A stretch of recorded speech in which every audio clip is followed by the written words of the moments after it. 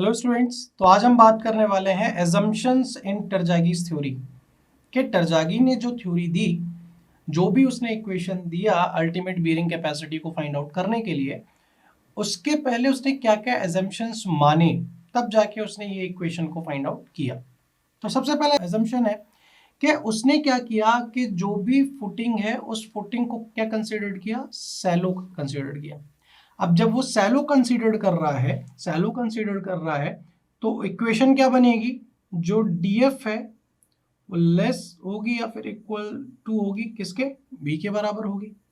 But बहुत theories ऐसी हैं जहां पे सैलो फाउंडेशन की अगर हम बात कर रहे हैं या फिर हम सैलो कंसीडर कर रहे हैं तो वहां पे जो डेप्थ आपकी होती है वो क्या मानी जाती है, बहुत सारी थ्योरीज में वो लेस देन और equal to 2.5 times of B मानी जाती है। बट टरजागी ने क्या माना है, डीएफ इज लेस और equal to width of footing. ठीक है, ये तो पहला एजम्पशन हो गया।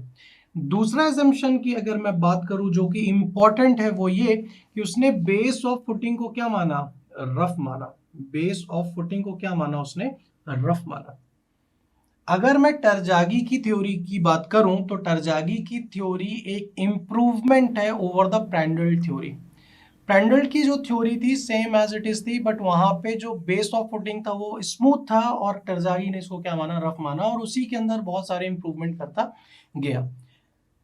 अगर मैं बात करूं प्रैंडल की थ्योरी की, तो प्रैंडल की थ्योरी 1921 में उसने काम किया था, और जबकि टरजागी की मैं बात कर रहा हूं तो ये 22 साल बाद यानी कि 1943 में इसने काम इसका करना स्टार्ट किया। ठीक है, तीसरी चीज जो आपकी फुटिंग जो कंसिडर की, वो फुटिंग कैसी मानी गई, उसने कंटिन्यूअस मानी।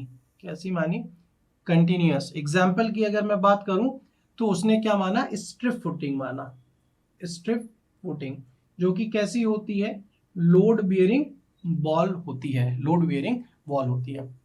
अब कंटिन्यूअस माना या फिर स्ट्रिप फुटिंग की बात कर रहे हैं तो इसका मतलब क्या होता है कि यहाँ पे स्ट्रिप फुटिंग है तो यानी कि यहाँ पे आपका बेस रेजिस्टेंस तो होगा ही होगा, और क्या होगा, शेयर रेजिस्टेंस भी होगा।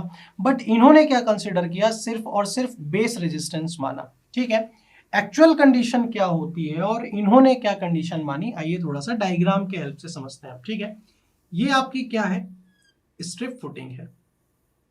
ये आपकी क्या है भाई, स्ट्रिप फुटिंग है। ठीक है, ये आपका ये क्या होगा, मान लीजिए ये ग्राउंड लेवल है या फिर ग्राउंड सरफेस है, जो भी आपका मानना हो, है ना।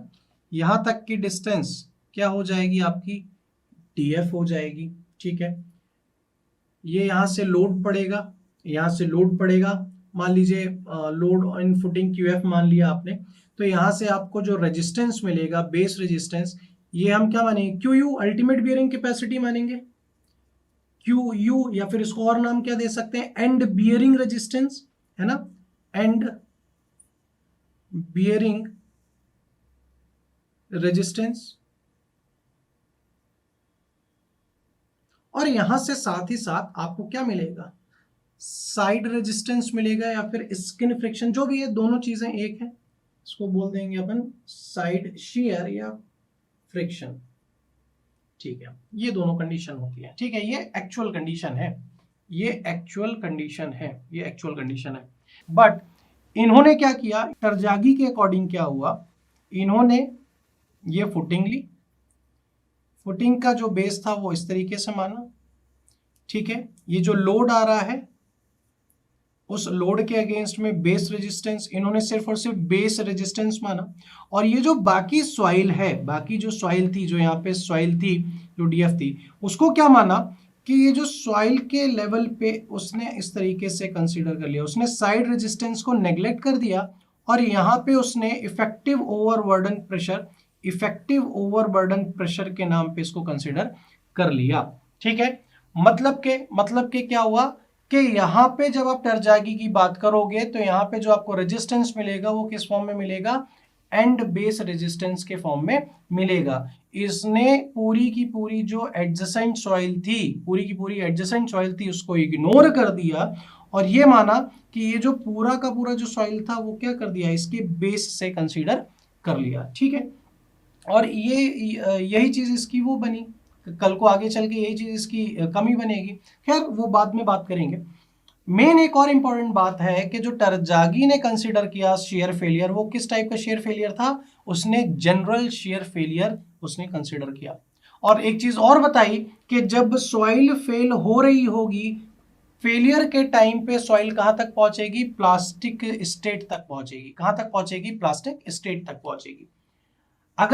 अगर मैं इस इक्वेशन की बात करूं जो कि शेयर स्ट्रेंथ ऑफ सॉइल को फाइंड आउट करने के लिए आपको मोहर कोलम्ब के इक्वेशन की भी जरूरत पड़ने वाली है।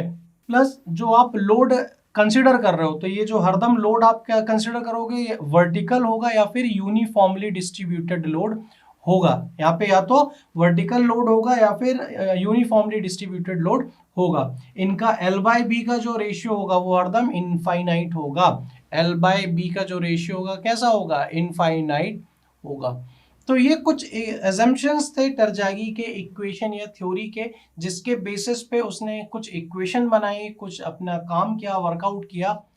तो इस तरीके से आज हमने अजम्पशंस को कंप्लीट किया है। आई होप आप लोगों को समझ में आया होगा।